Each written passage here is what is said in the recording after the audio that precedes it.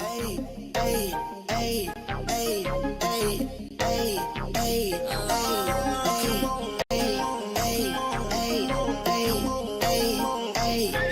I just wanna have fun. Come and pick me up, meet me at the spot. Up all night till the sunrise. Pop back cool, get ready for the ride. Don't it feel good? Don't it feel good?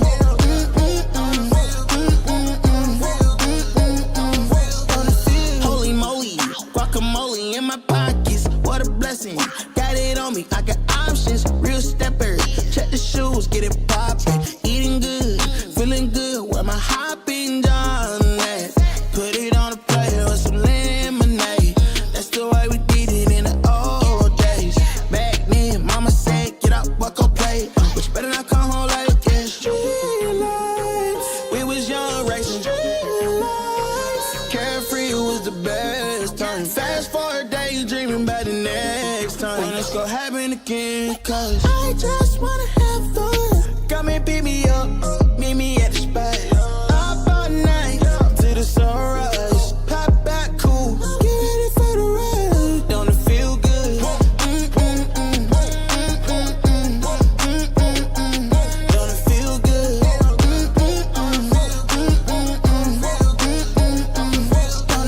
Don't it feel good?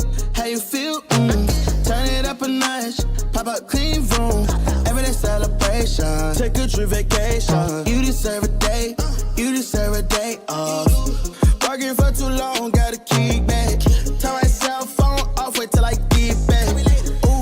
Ooh, yeah, I did that. Living my life with no regrets. So I titled, link up, pull up on me. Where we on? We did chillin', where we at the spot. What time? Anytime, link up, pull up on me. Where we on? We the coolin', the chill spot. What time? Party time. I just wanna have fun. Come and pick me up, meet me at the spot.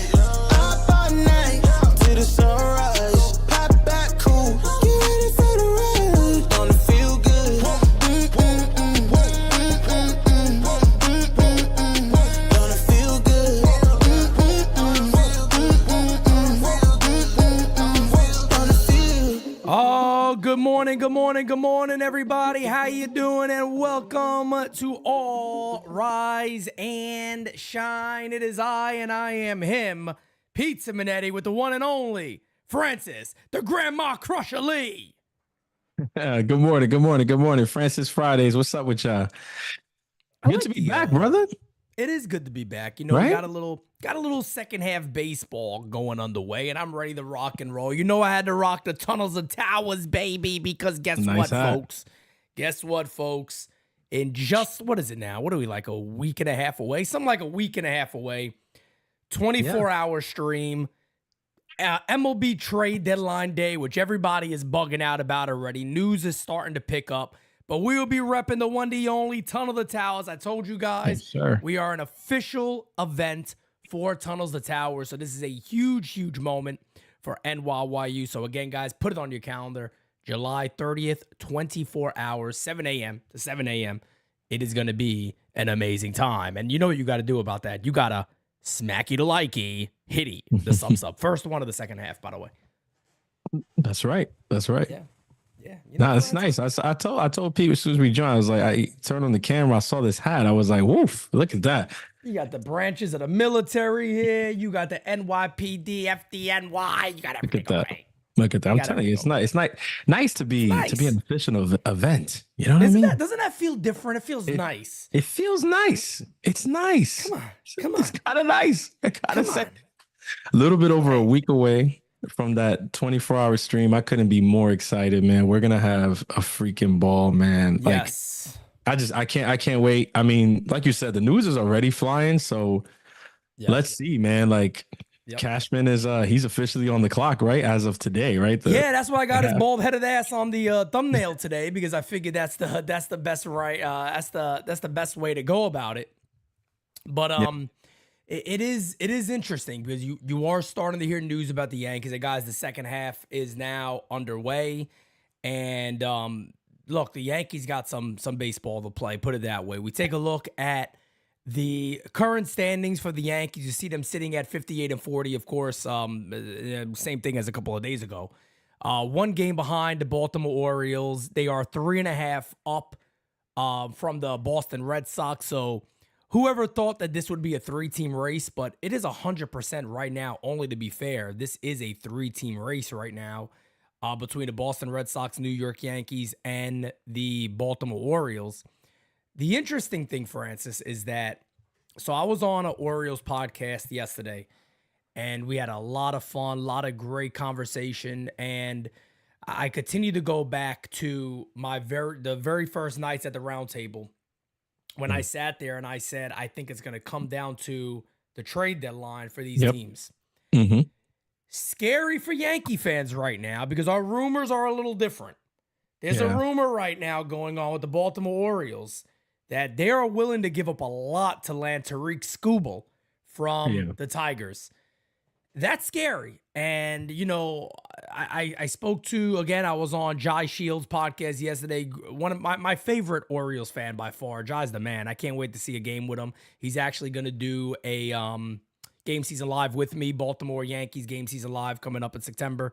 So we're going to do one of those together. I told him, I said, more than welcome to have him on. That's going to be fun. And it may be pretty damn important for the playoff picture, but we'll see. But he's excited about it. And he thinks the same way as I do. You know, if they are able to land a guy like Tariq Skubal, I mean, holy shit. Yeah, I don't know how the Yankees counter that. Like I told them, I don't think they can. I think the Yankees just got to go out there and make smart moves for themselves and worry about that. Yeah, it's interesting, right? We are coming out of the break, and you know the biggest news out there right now is that for Tariq Skubal, it's Baltimore. The Dodgers are also interested. Yeah. But you know, if you're reading the tea leaves, everyone's saying that the team with the best shot of landing somebody of that caliber is Baltimore because of the depth that they have in the farm. And you know, again, you know, I know, you know, some Yankees fans don't necessarily love when we give Baltimore their flowers or credit them, but I think you just have to. They built such a deep system, such a you know, talented system with a lot of potential that, you know, they could feasibly trade for somebody the likes of Tariq Skubal. And let me tell you, it's not just scary for this season. It's scary for the foreseeable future. I mean, do you think that means that they trade for Skubal and then in the offseason they're less likely to retain Burns? I mean, the Orioles of the past, maybe you would say that. Yep. But remember, there's new ownership now. This could be a they thing want where to increase payroll. I mean, that's one of the main things they came in saying is that they want to increase payroll. So it's even like I told Jai, I said, look, as a Yankee fan, we can't really focus on what Baltimore does. But of course, in the back of your mind that, hell, if Baltimore adds one of the best pitchers in the American League to pair with Corbin Burns, they're in a really good position. I mean, they're in a really good position. Yeah, there's no way. I mean, it's true what you said. Like, like we can't wake up every morning and refresh, you know, Baltimore Twitter to see what's going on over there. And because at the end of the day, if there's one thing we know about the Yankees is that they've never, you know, organizationally, they've never been a reactive organization. Right. Under Hal. I mean, obviously not under the OG, but under Hal and Cashman, you know, having a little bit more of the reins. They've never been a reactionary organization. So it's not going to be that Baltimore trades for Skubal and then it lights a fire under Brian Cashman. No, whatever fire is under Cashman is already there. And if it's not there now, it won't be there after Baltimore trades for Skubal or whoever they trade for. But I do think, like you said, it's something that we need to keep in the back of our minds because when you think about what this is all about, right, which is the postseason in October, looking at the Yankees historically, like our problems, you know, under this current regime has always been that, you know, we don't show up in October offensively against the good pitching. So if the Orioles go out and get a pitcher like that, then yes, of course, it's something that you have to think about because it begs the question, is this going to be another year where the Yankees can't get the bats going against elite pitching in the playoffs? Because I got to be honest with you, I look at the scope right now. They posted this yesterday, the current playoff picture, And it's funny because it always seems like we're matched up with the Twins or the Guardians or whoever. All the time. All the time. Always. No matter how it goes, it's them, right? And I'm not trying to just like, look over them or not respect what both of those squads are doing this season. But I will say that as good as they've been when it comes to the Yankees versus them in postseason baseball, unfortunately, they're going to have to show me. Like, Minnesota's going to have to show me that they could beat the Yankees in the play. I don't think they can.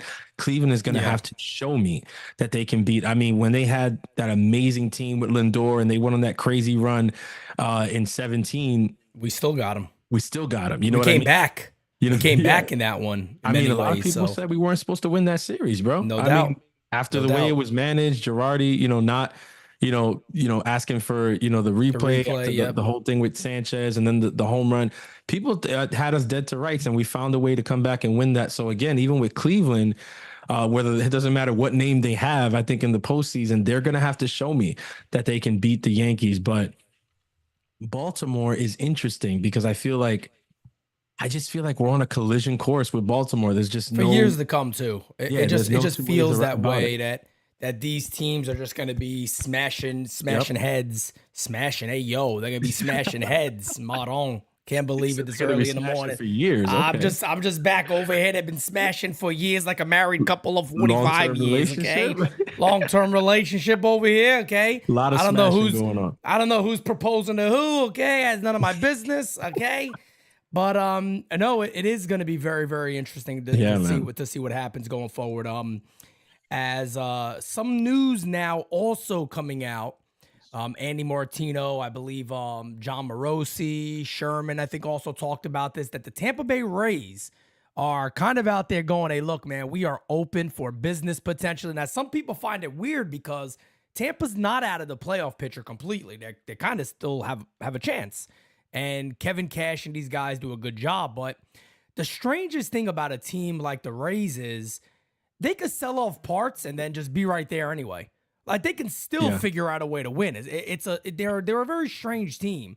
So there's rumors out there that they're gonna go ahead and move some of these guys, but they're also very much in a playoff picture. So I don't know what the truth is here. Pete Fairbanks has been connected to the Yankees. Of course, Isaac Paredes and also Yandy Diaz have also been connected to the Yankees. Now, everybody knows I made a video yesterday. I talked about Isaac Paredes.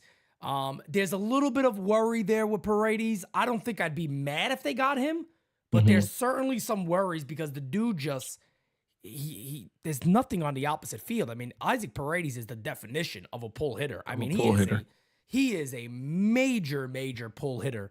Yeah. Don't get me wrong. It's not like he's bad. He's not. Defense at third base is a little worse than I thought it was. Apparently, based off the metrics, his defense is not, a well above average or average at least. It's right around average, I would say. Yeah. But if I'm going to Tampa, and I said this in this video, and I know people kind of came at me. I know Kev was like, yo, but what about Ben Rice? What are you gonna do with Rice and this and that? Look, man, if you add Yandy Diaz, you fucking add Yandy Diaz. You figure everything else out after that. If Yandy's the big bat that you end up adding, I don't know how you sit there and go, well, we got Ben Rice. And I love Ben Rice. Don't get me wrong. I think Ben Rice is fine. But Yandy Diaz is a proven major league hitter. And the guy's very impactful overall. He makes that lineup so much better. And let's not forget that Rice can catch. I don't know what else they do. And I'm not saying just dump the guy away somewhere. But if Yandy Diaz is truly available, I think you got to seriously consider it. I think also the whole thing about Yandy only being a first baseman, I think, is a little overblown. I mean, Eli brought it up. Eli brought it up about a month back, and I had a back and forth with him. So it's up there if anybody wants to search it on Twitter. And I realized a lot of people were of the same belief as him. They were like, "Well, he hasn't played third base in a long time." I'm like, "That's not true. It's the majority of the games at first base, but he's played first base as recently as last season. If you go third base, you mean?" Third base, sorry, third base. He's played third base as recently as last season. I think even the season before he played even more games there at third base. So it's not a position that he's completely unfamiliar with. And I would say he's about the same third baseman, maybe a little bit better than Paredes is. So if you're entertaining Isaac Paredes for your third base position, why wouldn't Yandy be entertained the same way for third base, especially when you have a guy like Ben Rice here? And I'm not saying every day of the week. I'm not saying every day of the week, but it's like you said, you don't trade for Yandy and then it's like, okay, Ben Rice is getting, kicked into oblivion. No, I think they're going to find days to get Ben Rice in the lineup for sure. I think. And when you show, what you just showed there, he's a beast. What you just showed there is every reason why, like, if you can get Yandy Diaz, you get Yandy Diaz, bro. And there's one thing I do want to address because I see fans talk about this a lot. Let me tell you guys this right now. The Rays don't give a poot who they trade with. They're not that type of team. The Rays are going to care that it's in division with the Yankees. They just want a lot. The Rays typically win their trades. They typically win their trades. So they don't give a poot who they deal with. It's just that you're going to have to pay. You might have to overpay. But you're gonna give us what we want unless there's no deal here. They'll trade with anybody. Yeah, I think the perception there gets skewed. I think people think, oh, but they're in our division. They wouldn't want to trade. No. They don't give a poot. With the Rays, it's backwards. A lot of teams do not want to trade with them because they have a track record for years now of winning like every single trade. So teams are almost hesitant when the Rays come calling, or they call the Rays and the Rays are like listening to them. They're like, wait a minute. Like, why do they like this deal so much? Like, if the Rays are calling us about a person, maybe we should pause and take a deeper look at the person they're asking about. Teams are now more hesitant because the Rays have had such a good track record with the trades that they make.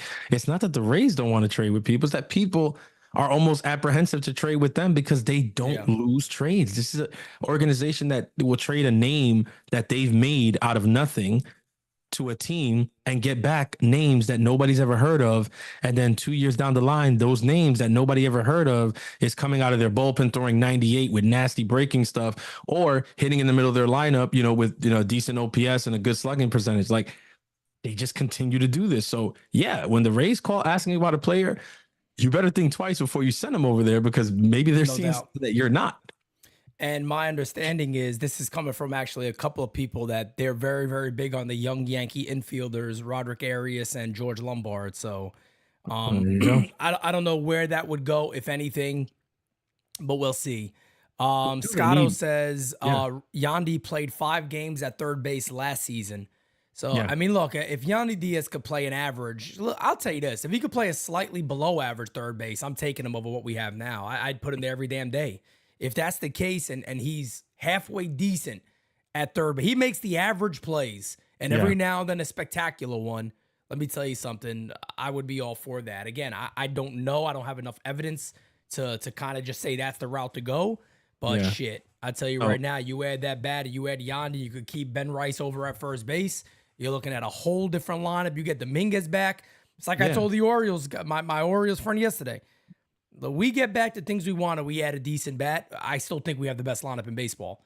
If you fix all that, Dominguez back, Stanton back, you add an infielder, DJ LeMahieu's kind of out of that lineup every day. I think they're a better overall team. I think the Yankees have a much better lineup. So, and that's what it's going to take. That's what it's going to take at the end 100%. Of the day. I think we've made this point, so many times recently in the last couple of weeks, that with the Yankees lineup, the good thing, right? The positive here is they're not shopping at the top, because at the top you have Aaron Judge and Juan Soto. It doesn't get better than that.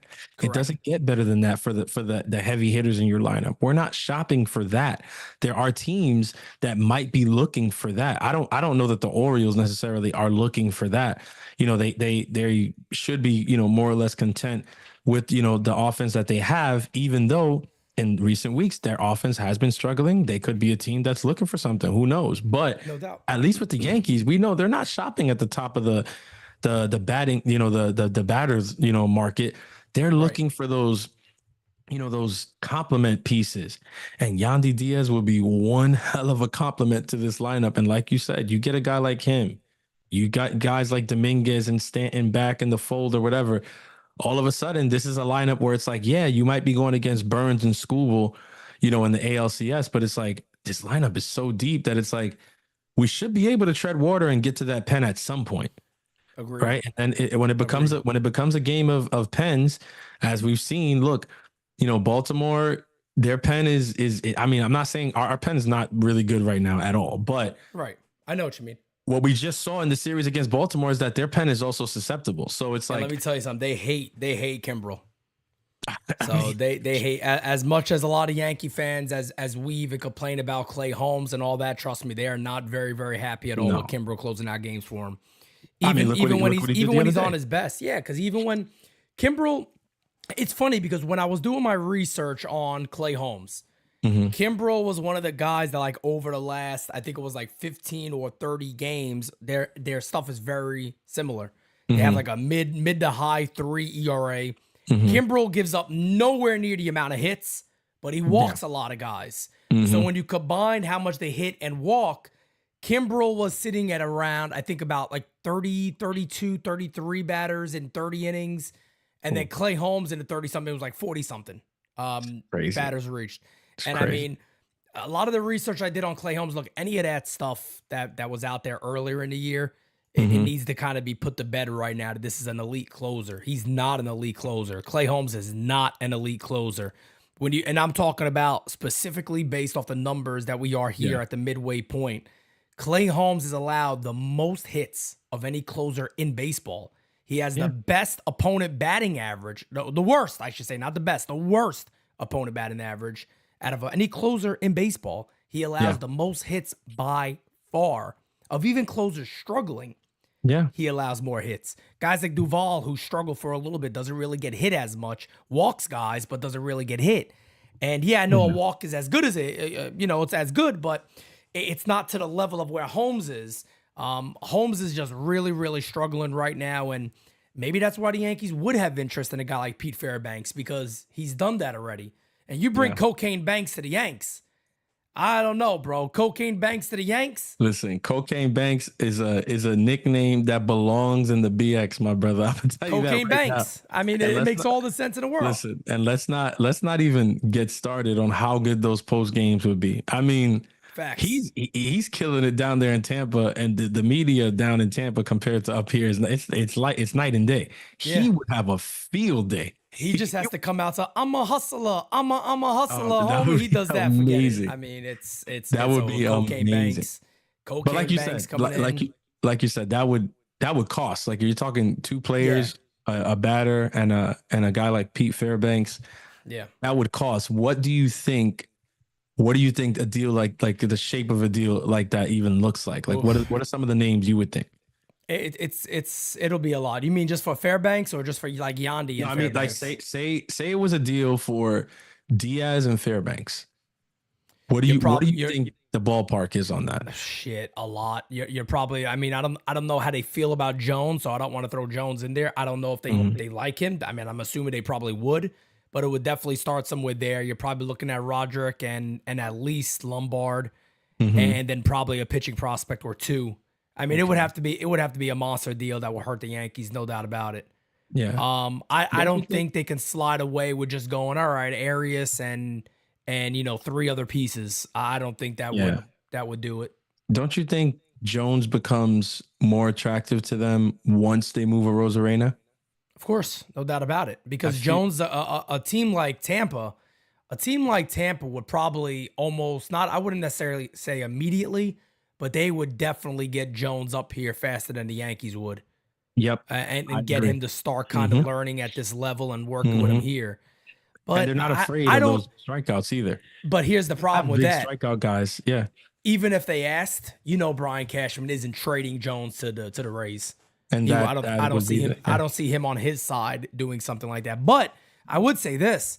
I think there's a much greater chance you'll see Jones move now than we thought about in the offseason. Oh, for sure. And, it goes back to a lot of what I was saying, Dane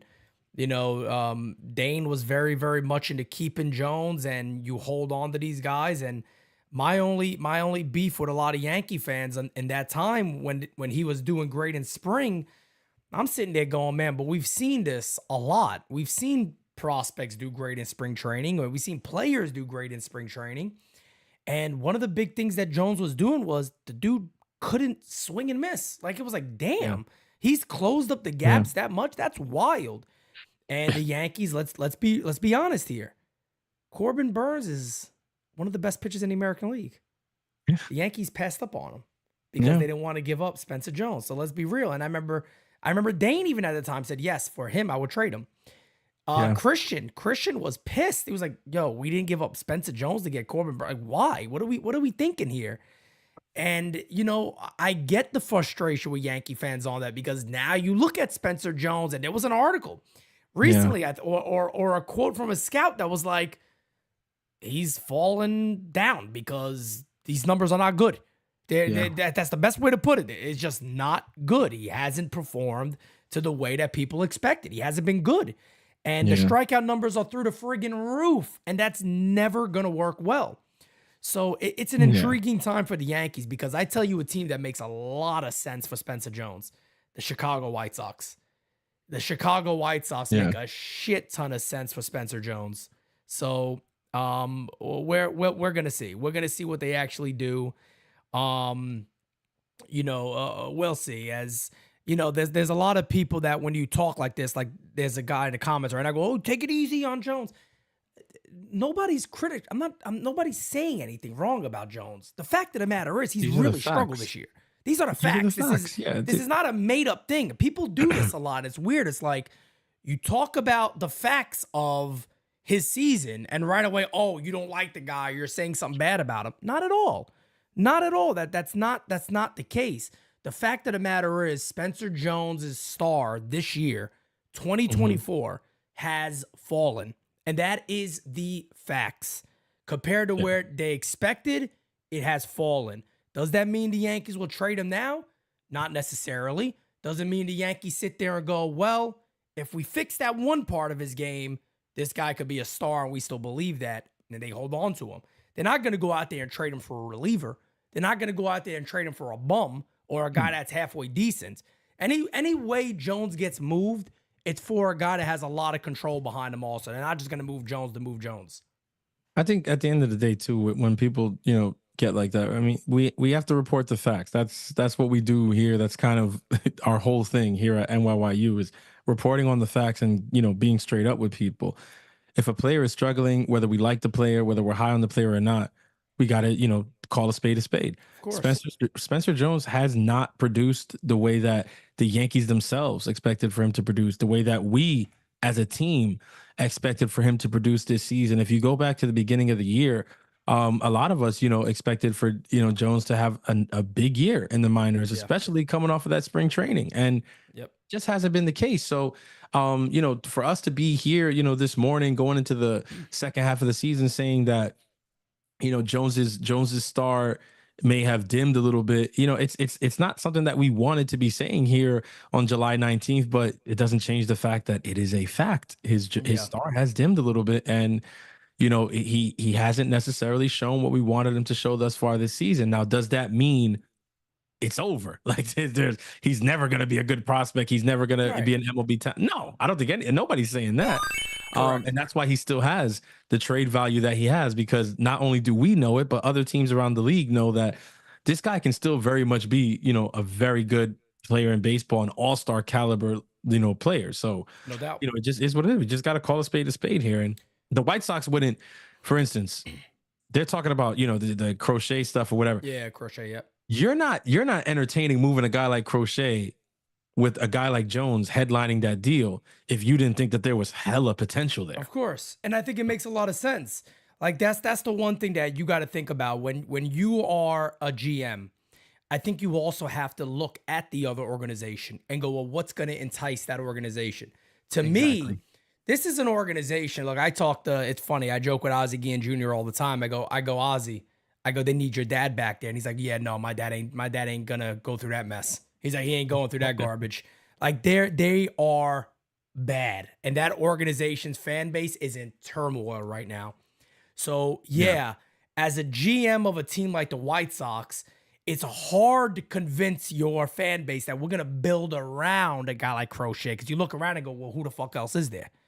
Like, I get it. I get this kid looked phenomenal. I get he was a reliever. We made him a starter this year, and he's been one of the better, He's been the best strikeout pitcher in baseball, right behind a guy, Dylan Cease, who is a strikeout. He's known for that. Garrett Crochet's like, nah, this is my shit now. I got it on lock. I'm a lefty. I throw 98, 99 with ease. So if I'm Brian Cashman, I'm understanding immediately upon entering that arena, Spencer Jones is the name they're gonna want, and that would entice them. So if we can build a deal around this, maybe add in another player that kind of fits both of what we need. I don't know who that guy is. I'm not going to speculate on that. But if you added another name like a Garrett Crochet, let me tell fans this real quick. Can you imagine next year? And I know we shouldn't be thinking about next year, and we shouldn't be. This is still considering this season very, very much. But if you're thinking about next year, right? Imagine the fact of the matter that you have a right-hander that strikes batters out like Louis Hill, who's young and controllable. You have Garrett Crochet right behind him or right there with him as a left-hander who strikes batters out, who's controlled for years to come. To put in there with, and let me tell you guys what else this does. If Carlos Rodon doesn't bounce back like we hope he does and we believe he can, in the offseason, you go, hey, brother, Go back to San Francisco. I think San Francisco would love to take Carlos Rodon back. And the money makes a lot of sense. As much as people have been hard on him, we've said it, time and time again. Carlos Rodon is not a immovable player by any stretch of the imagination, even with the struggles last year and this year, because of the fact that he is signed to a very, very good contract. When you look at it, you might feel like, oh, it's a lot of money. Not compared to what guys are getting today. No. I mean, remember what what Queens baseball, handed to Justin Verlander and Max Scherzer just a couple years ago. Guys are getting paid astronomical numbers. Look at what DeGrom got from Texas and look at what he's giving them back. Yeah. That's when you're talking about big money. When you get into like the Garrett Cole numbers and stuff like that. That's big money. Yeah. What Carlos Rodon is making is very affordable, especially for a team like San Francisco, who knows that he had success there and probably would return there to success because it's a ballpark where I think it favors him a lot more than Yankee Stadium. And no doubt. Yeah, I mean, I don't want to, like you said, maybe it's not good to, jump so far into the future there or whatever, because I'm still hoping that Los figures it out for us. But and that's exactly like I said, hopefully he turns it around here and he's good to stay here.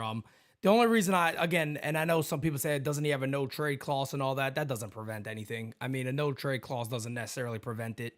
It just means that they have to be a part of the negotiation. Exactly. They just got to be a part of where they would go, where they'd be willing to go. And, I think it's very easy to sit down with somebody and go, look, maybe, for us right now, this doesn't look like it turned out to be the best thing. And that's if he continues to do what he's doing now. Again, Carlos Rodon, I believe in the guy still. His last outing, the guy was he hit 101 at one point his last outing. I mean, the fastball is back. It's just now piecing it back together. And, I wouldn't be shocked if one or two things happen. I wouldn't be shocked if Carlos Rodon's the same guy he's been the last couple of outings the rest of the year. And I also wouldn't be shocked if he goes back to a 2.9 guy the rest of the year.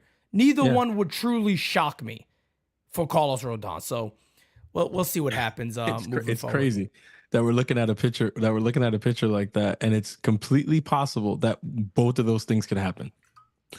Very possible. That's the craziest thing about it. Out of the realm of possibility that he can continue being like dog shit the rest of the year and nobody would be surprised. Or he could go on a crazy run and get the ERA back down to the low threes, and we also wouldn't be shocked because he showed us that at the beginning of the year. Facts. With lesser stuff. Yeah. That's the crazy thing. His stuff looks a lot better now, stuff-wise, especially fastball velo. His last outing, so maybe we are going to get a better guy coming at some point, but we do got a super chat to get to. Thank you for being a friend. Gabagool. Connor O'Neill says, hey, Peter Francis, congrats on making the news. Unfortunately, you sent the girl to rehab because of it. She's going to be my +1 for NYU Day. Laugh out loud. Just joking. Okay, little Ingrid action. I'm still, the jury to me is still out on Ingrid. We'll see what happens. Jury is still out on Ingrid. Okay, we did make the news for that. All right, she's more than welcome to NYU Day, the sequel. Yes, she can come to NYU Day if she wants to sing the national anthem for us. I'm okay with it. Yeah, she could sing in the back rows there. Yeah, probably the furthest away from where we're sitting, but yeah, no, I'm sure we can arrange something for Ingrid. I mean, you know, have your people. Made eye contact with the camera. Dane was kind of looking down. All right, I gotta talk to Dane about this. When you're on a big news network, you look forward. You gotta look at the camera. You gotta look at the camera. But I don't know what to do. I don't know what else. I gotta say, my favorite part of that though was seeing like in the upper left-hand corner, NYY Underground. Wasn't it nice? Wasn't that nice? Seeing that name on a national news, like I was like, look at this. This is nice. It's nice. It's nice. Is nice. It is nice. First of many, guys. I'm sorry to do this, but we got to talk about something here with the Yankees, and oh boy. you know.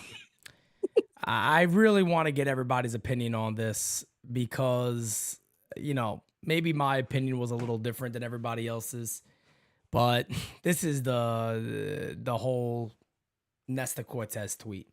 Got to talk about the Nestor Cortez tweet here a little bit and the Yankees in general. Then, guys, we're going to get to your voicemails. I promise. Don't worry about it. So Nestor Cortez puts out a tweet, and this is, I believe it's like All-Star game, or it was like a couple of days ago during the All-Star break. It's right after the game. Yeah, it's right after like the All-Star game, after, right? Maybe, yeah, I think. Yeah. So he said, everyone talks down about the Yanks, but they want to be us. It's a privilege to wear pinstripes. Every year we are in contention. I'm blessed to be able to compete for a playoff spot and always be contenders at the end. Francis, there is a very stark difference between Derek Jeter's time and today's time as Yankees. Yeah. And I was telling this to Jai on his podcast that we did yesterday.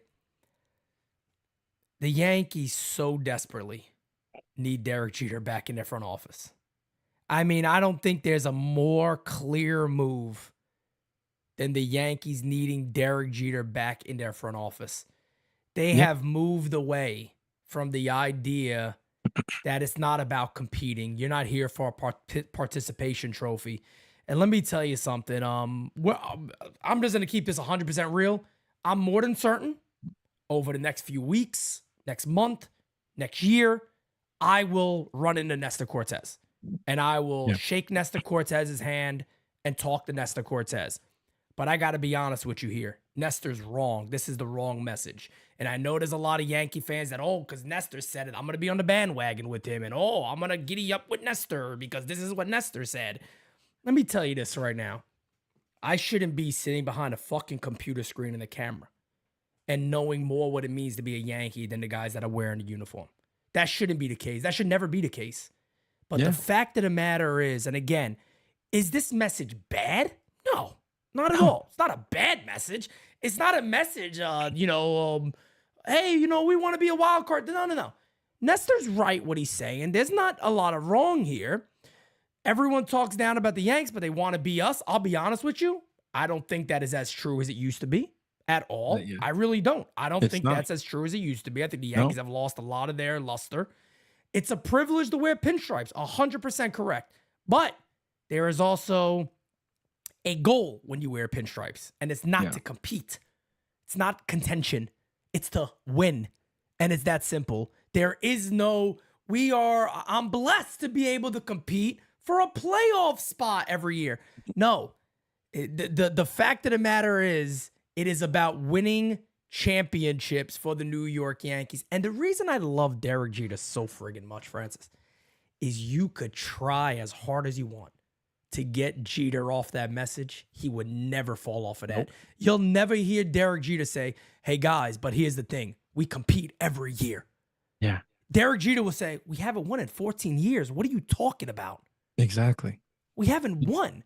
Who cares about it? Derek Jeter is, I love that one interview where the dude's like, so Derek, would you like to get to the World Series and lose or just not make it at all? He's like, what's the difference? You lost. At the end of the day, you lost. What does it matter? Yeah.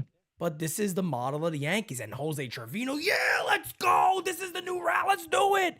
And I'm sitting there going, guys, this ain't it. No, it's not. But it just goes to show you though, like this is the mantra though. This is the new mantra in that clubhouse. This is the new mantra in that organization. This is what Hal Steinbrenner has cultivated. This is what Brian Cashman has cultivated. This is what Aaron Judge continues to cultivate as the captain. Whether you guys like it or not, and I know people don't like it. You know, when me or you or anybody on our team, speaks a little bit negatively about Judge's tenure as captain because of the player that he is. But I beg you guys, please separate the player from the leadership as captain, because it's two different things. It's two different things. And when you hear a quote like this, I'm pretty sure that Aaron Judge is in lockstep with what Nestor said, that it's a blessing to wear the jersey, that it's a blessing to be a contender and have a shot at a playoff spot. But what Pete is saying is where all of us come from. This wasn't the case. This is why we get so angry. It's because we weren't raised on this mantra. These aren't the Yankees that we were raised on. This is a completely different team. And obviously it's not being different mentality. And it's not being put into the players that joined the club. No, this is what's being put into them. This is what's being put into them. Exactly. Just it's compete, a blessing go to wear out this there. Jersey. That's it. It's a blessing to have a chance at a playoff spot. It's a blessing to be on a team where every year, at least you're going to have a chance to be a contender. Maybe everything goes left like in 2022 and the end of, 2023. And, you know what I mean? Maybe that happens. But for the most part, we're going to be a playoff team. I mean, we might be wild card a lot. Like we might not win the division. We might get smacked around, by our rivals, and they might like dance on our graves and, piss on it. But hey, we're going to make the playoffs and there will be cupcakes. It's like, what is that? Yeah. What is that? And it's crazy that quote came out, right? Yep. Then I don't know if it was the same day or a day after, but that David Justice quote came out. Did you see that? I think I saw somebody interview, but what part of it? So David Justice sat there, and bro, I wanted to go through the screen. This is gonna sound crazy. So I'm gonna pause whatever right now. But I wanted to go through the screen and just hug him. I just wanted to. I think I know what you're talking about. I swear hug him. I wanted to. I would have hugged him, freaking so tight his head might have popped off his shoulders, because the way that he spoke. This is what I'm talking about. He said, "How many games do you think it was okay to lose under George Steinbrenner?" Somebody asked him, I think. Here it is, right here, Francis. I'm gonna play it for us. There we go. I think this is it, right? I'm hopeful this is it. This is it. Okay. I already know. This is it. How many games you think George Steinbrenner thought we should lose in a season? Zero. He never wanted you to think that it was ever okay for you to lose a game. Yeah. And can I pause that for a second? And this is where I was getting at. I'm gonna play the rest of it. Did you guys hear what he said right there? Let me play this back. I'm gonna play it and I'm gonna let you guys hear it, because I was just gonna get to this. Zero. He never wanted you to think that it was ever okay for you to lose a game. Bam, right there. Right there. The mentality, look, the reality. Oh, as I'm slowly disappearing. Like, lost focus. The reality. There we go. The reality here is that you will never, ever win every year. You're never going to win every year. You're never going to win every single game. That's the reality of it. It's impossible. Yep. But the fact of the matter is, should never be the rally cry. But guys, but once you say once you go, yeah, but once you do that, the mission is lost.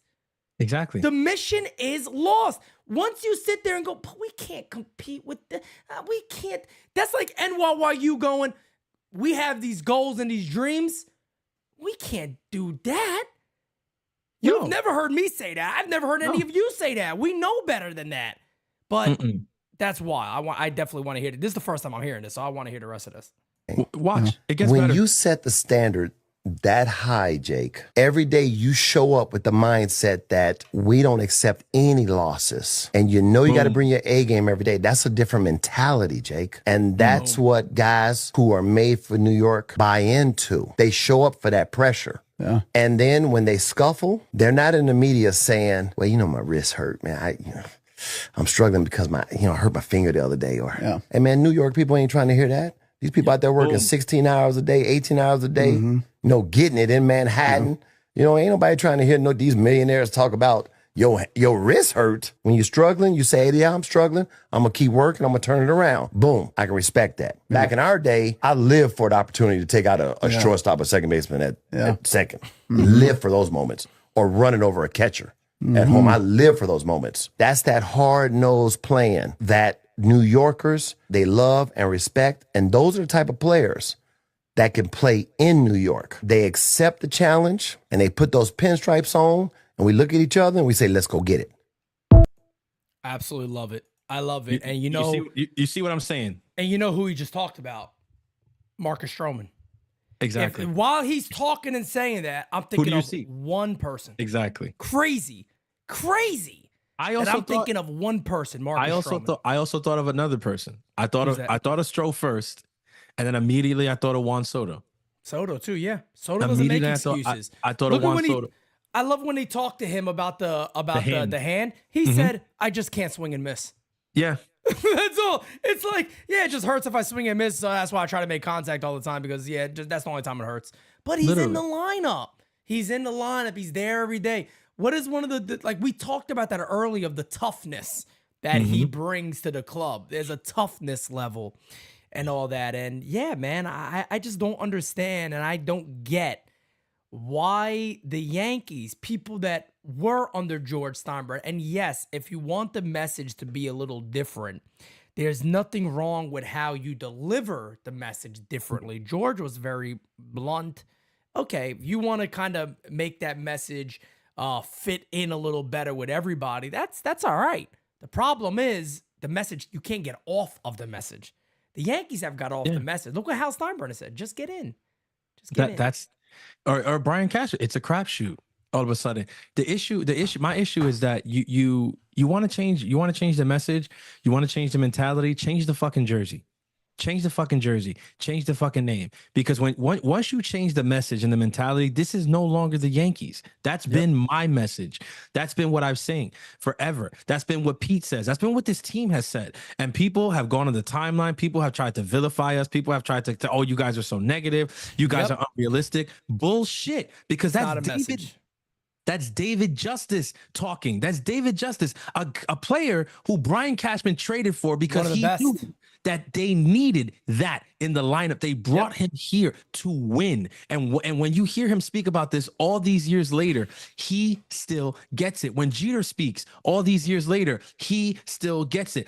People saw Jeter the other day after the game, pick the Phillies and say, oh, Jeets, why we go? Because he knows that this team does not have the mentality that they did when he was wearing those pinstripes. Yep. He knows that these current jerseys that they're wearing, it's not because Nike makes them now, but it's a different jersey. If you guys know what I'm saying, I'm not saying that, everything all is lost or whatever. It's not, because like Pete said, you bring the right people in the fold and you will see those changes. We saw the vibes change when Stroman arrived, Doogie arrived, Soto arrived. We see how 1-2 little people, you add players and just different attitudes and things start to change. The front office needs a swag revamp. The same way we did it for the players, the front office needs some swag. You saw what David Justice looked like in that video. Yeah, all right? Of course. The man looks good. Swaggy as hell. He still looks good. He looks like he needs to be in somebody's front office, in somebody's organization, saying what he was just saying in that video. And when I say somebody, I'm being generous. I think there's no other organization that should listen to that quote besides the Yankees and say, he gets it. He said it. He said, how are you going to say this to people in New York who work 16 and 18? Not just New York, in Virginia. Pete is down there. And look, Pete is putting in 16, 18 hours. Jared's putting in 16, 18 hours. Yep. The lasagna's on the other coast doing the same thing. I'm here in the city doing this. Like, bro, we're the people he's talking about. It's us. But there's a lot of people who retweeted that on Twitter. Was like, oh yeah, that was like, whatever. He's not talking to y'all. Some of y'all that retweeted that, he's not talking to y'all because y'all cool with the Nestor shit. Y'all cool with the Booney press conferences. He's not talking to y'all. He's not exactly. To those of you who like and oh yeah, but you know, Boone is right because I mean, what do you expect him to do? No, he's not talking to the what do you expect him to do? Look at the record. It's the record. Yeah, no, he's not talking to y'all. So all of you who saw that was like, yeah, go Yankee. That's right. That's David Justice. Some of y'all didn't even know who the fuck that was. Stop lying. They don't even. They have no idea. They have no idea who that was. People. And by the way, when Alex says gone are the days where you earned your pinstripes. Yeah, you could play, but easily would have been cut if you didn't perform. That's very, very true. Rod Thompson says Hal is on a boat in Florida. He has no clubhouse presence. He's on a boat. Yeah, he is. He's definitely on a boat somewhere. Maybe he's on it with Michael Corleone and friends, and figure out what happens with Fredo right after that. Taking him on a little boat trip. Let's go ahead and get into a few voicemails over. Hey, here we go.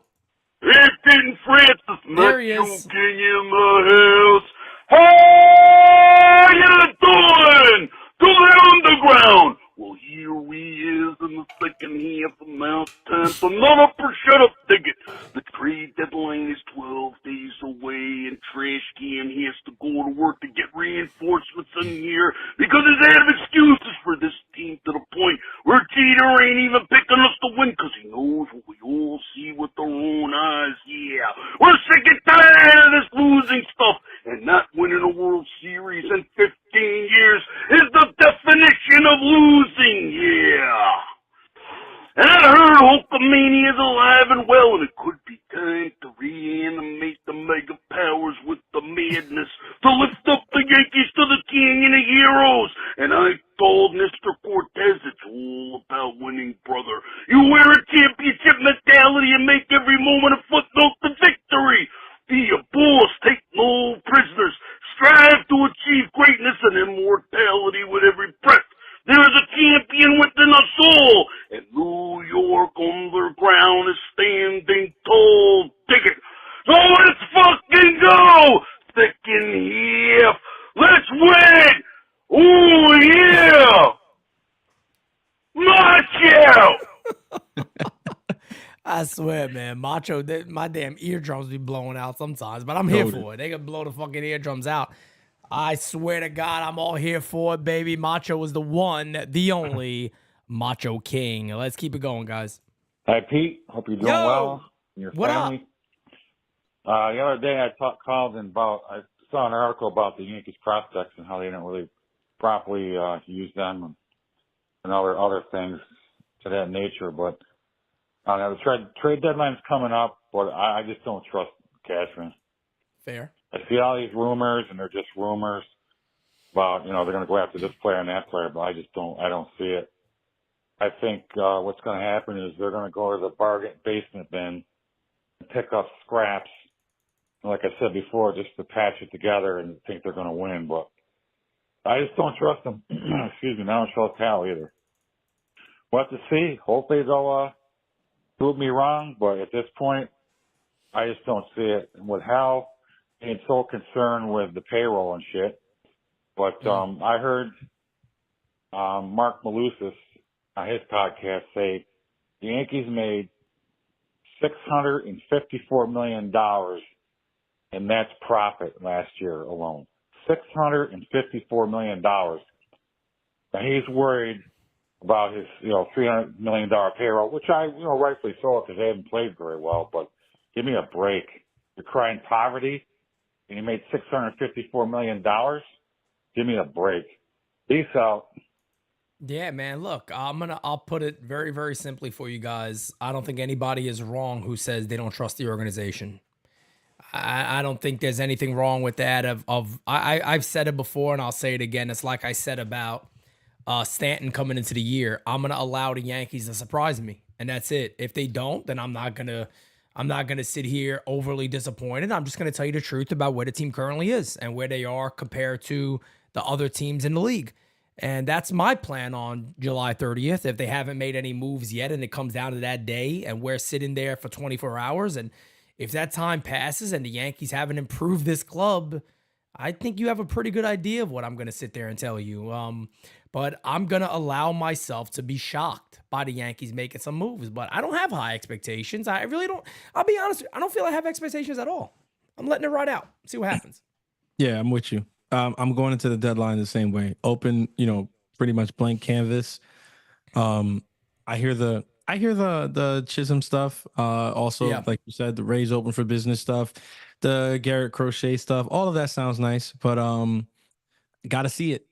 honestly, I gotta see it. Show me something. Show me something, Cash. Let's see it. I agree. We need one of those 2021s. We need one of those 2021s of a couple of moves that kind of come out of nowhere, and another move that maybe we can see coming when it happens. So we'll see what happens. Yeah. Let's keep it going. What's good, PD and Francisco B? Okay. Oh, boy. It's your boy Kev Boogie. The second half begins today, and I'm excited, man. I feel like it's been a couple weeks since we had some good old Yankee baseball. And the deadline is approaching quickly. Moves need to be made. I saw a post the other day that had like the Yankees season leaders as far as like average and home runs and all of that stuff. And bro, I almost threw up. Like, it's truly disgusting how we really don't even have a good, consistent third bat in the lineup. And if we could somehow get at least two more of those, maybe from Stanton coming back and then from a trade, and then call up some youth, man, this team could be so much better than what they are, bro. I know that the bullpen is going to be good. Starters, we'll see as the second half begins.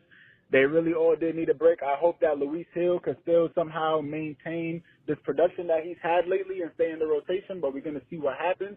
I'm excited.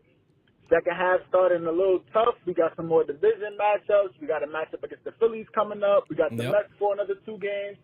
It should be interesting to see how they start off the second half, but I'm just ready to see the Yankees play, and I pray to God that they do well because this team needs to make a deep postseason run. It feels like it's been too long, and this has to be the year, bro. It needs to be. I want Soto back. I want this team to be great, bro. I just need the front office and management to feel the same way and actually act like it. So we'll see what happens. I'm glad to have NYYU back. I'm glad to have Yankee baseball back. Let's go. Second half starts now, baby. Let's go.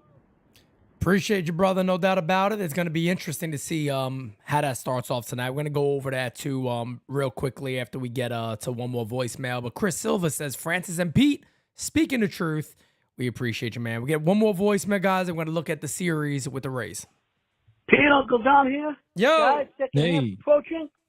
Flying Cashman. You know what you got to do. Yankees, you know what you got to do. What do you got to do, Dom? Man. Why can't we be happy? Let's have a happy ending, huh? Hey, yo! Happy ending, happy ending. Give me a story with a happy ending. When boy meets girl and then they never part again, but live together happily, like you and me. That's what we need, baby. So let's get that happy ending, Yanks, and let's go! Boogie over! Yankees win! Yankees win! That's what we need to hear. So let's do it! I can tell you this. I could see how you may just marry a girl that gives you a happy ending. I'm just saying. I mean, he got some magic hands over, eh?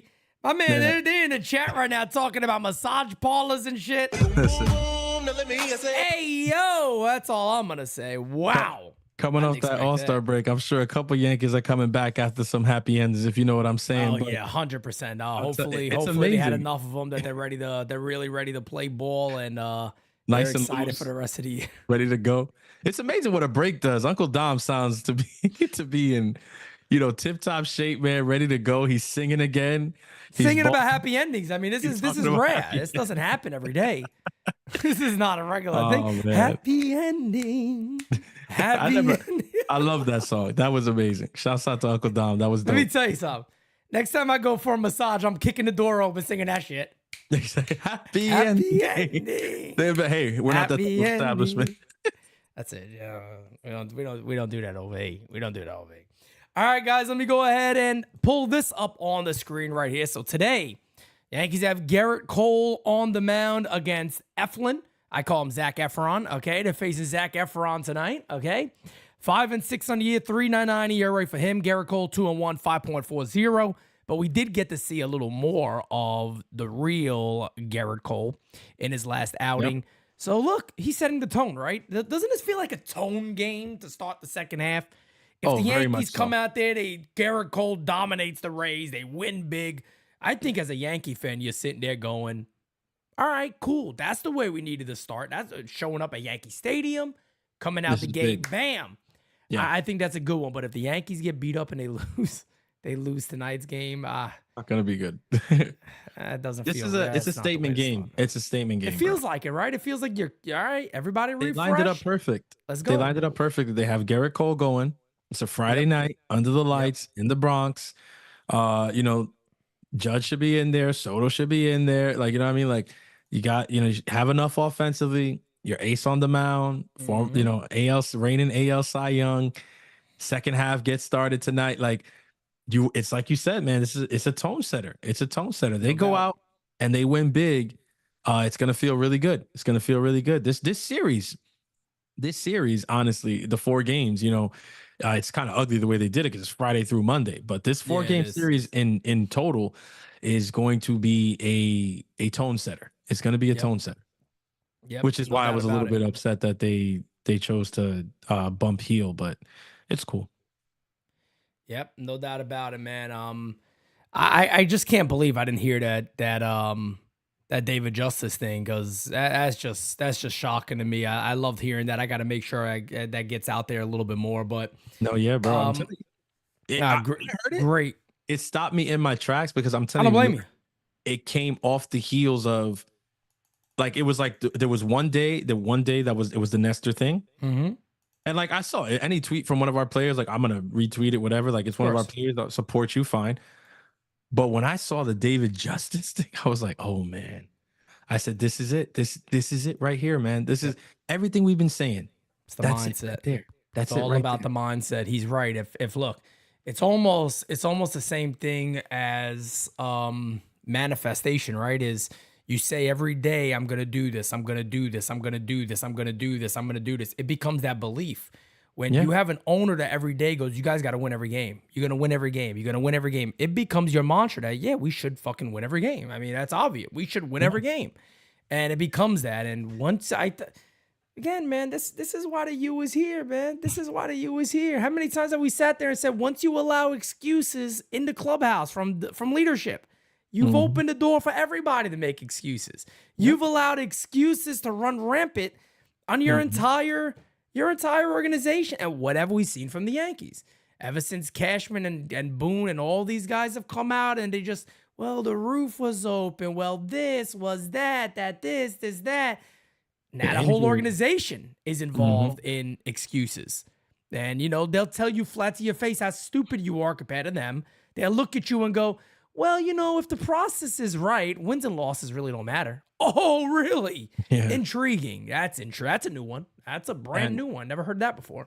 Shouts out to the MVP in the chat, because she said it. She's like, let me tell you, manifestation is something. And look, there's so much sometimes that we get on here, and I wish I could say that I can't even say, but I will say that comment is real. Like, this about manifestation mentality, I can't tell you how real it is. Like, just some of the things that, like, I've said and seen happen in my life. Some of the things I've heard Pete say, I've heard Jira say, especially this year, conversations that we've had, and then things that have happened, like, and not like months after, like right after, like right when we said, like, I'm telling you, you think these things are a joke. You think these things are just, these are just sayings, just the stuff people say or whatever. It's all BS. No, it's not. Mentality is important. It is paramount to success, and it shows. NYU is not here by mistake. This growth, the success, what you're seeing, they were on the news the other day. They got this thing on TikTok going crazy. They got YouTube this, and look at all the subscribers. That shit is not coincidence. It's not a mistake. It's not. Nope. This is not it's so random. No, it's not. It's hard work, dedication, and manifestation, baby. Favor. Damn right. Favor. Damn right. The beautiful word favor, folks. That is a beautiful, beautiful word. So with that being said, guys, a quick little update for you guys too. NYYST, we had some issues yesterday here, so we weren't able to go live with NYYST last night, but they did record that episode. It is going to be available for you guys to watch at 5 p.m. today. So remember, 5 p.m. locked in. Descato just called me Pete Sterling. I don't know what line I messed up on, but apparently I'm calling the game right now. I don't know where the Pete Sterling came from. But NYYST again tonight, 5 o'clock. That is going to be available on YouTube. Make sure you guys check it out. And of course, Game Season Live, post-game. Everything is back, guys. We're back in business with a bang. Ready to roll. I'm excited for it. Can't wait for it. So, yeah, man, I got no final words, but let's get to it. Yankees today. Let's come out and win a ball game, and let's show up big for the trade deadline. Let's move some pieces. Let's add some pieces. Let's have a good time. Francis, any final things from you today? My final thing is this. You guys remember when the Yankees were down, it was 3-0, right? It was 3-0, I believe, in the ALCS. Yeah. When Booney decided to show them the video of the 2004. Oh, my God. Okay. I'm sorry, Pete. I had to bring it back up. But it's going to end on a good note, I promise. Right? They like to show videos to motivate players, like whatever. I am begging. I am asking you as a fan, right? Not even as a content creator. I know where you're going now. Not even as a podcast, not even as a member. I'm asking you this as a fan, to the Yankees media department, to the ones who come up with this motivation, to the players, whoever it has to be, to Aaron Judge. I don't know if this gets to you, but somehow I hope to God it does. Before the game tonight, you get everybody in that clubhouse, you close those doors, you get the media the hell out of there. Hell, Booney doesn't even have to be in there. You close the doors and you project one phone and you play that David Justice quote to the team. All right? True. You don't say nothing. You don't have to say nothing. Just everybody be quiet and listen. It doesn't even take long. It's like 30 seconds. Just listen to the man. Yep. You like to play videos? Play that video. Let that be your mantra for this second half of the season. Please. Aaron Boone wouldn't dare. He wouldn't dare. He don't know who that's going to offend in the clubhouse. So he doesn't know who that's going to offend, what pressure it's going to put on them. So it's got to get clearance. It's got to get clearance from multiple people. He absolutely wouldn't. Man. He would never. From the Powerpuff absolutely police. Never. That's it. Yeah, the Powderpuff girls coming in to make sure. What's the guy's name? Something Mojo. What's the bad Mojo guy Jojo? Mojo Jojo. That's my fucking guy right there. That's that my son guy. of a bitch.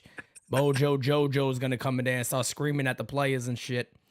But anyway, guys, we are out. I'll catch you guys a little bit later. Game Season Live returns tonight, baby. Let's have a good time. I can't wait for it. Peace, folks. Talk to you guys later. Can't make a promise, but I do my best. 25 sitting on 25 racks. Just got started, no, we ain't done yet. Bought a new crib, that's a goddamn flex. Sign that check. Told them last year that I been up next. Can't take calls, but I send that text. From way downtown, but the shit's still wet.